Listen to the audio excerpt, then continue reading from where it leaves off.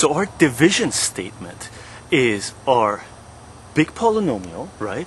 Our p of x, what we're calling p of x in division statement, is equal to the quotient times the divisor plus the remainder, right? P of x is equal to q of x times d of x plus r of x, right?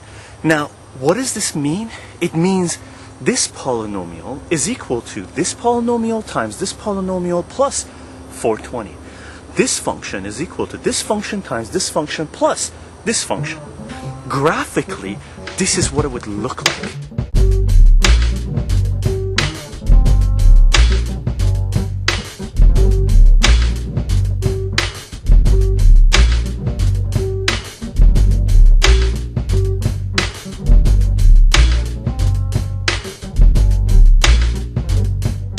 One thing to keep in mind with these graphs is they're not to scale. So this guy is actually going up all the way to 420.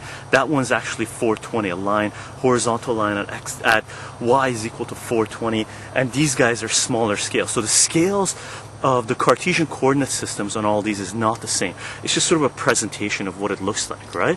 So the division statement up here, what it's saying graphically is this function is made up of, is equal to this function times this function plus this function. So if you multiplied this graph with this graph and moved everything 420 up, 420 higher, you would get this function.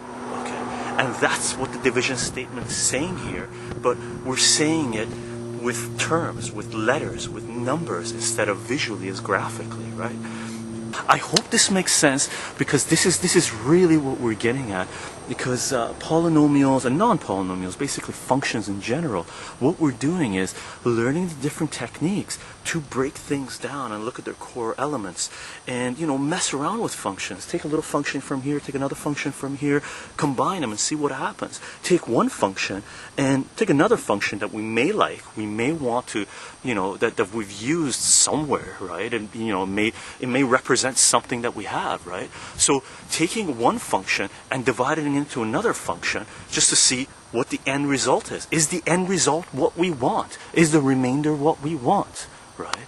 And keep in mind, this guy here is your y coordinate when your x's are these guys. Okay, so you can break these down even further, right? You can factor these down even further, get your x values, and if those x values you plug in to original function, this is what you get out. You get 420 out, right?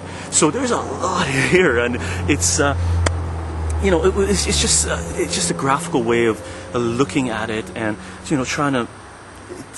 Everything that you're doing, when you're doing the long division, when you're doing synthetic division, when you're doing factoring, when you're looking functions, when you're looking polynomials, what you should be doing is thinking about this in a graphical form, right?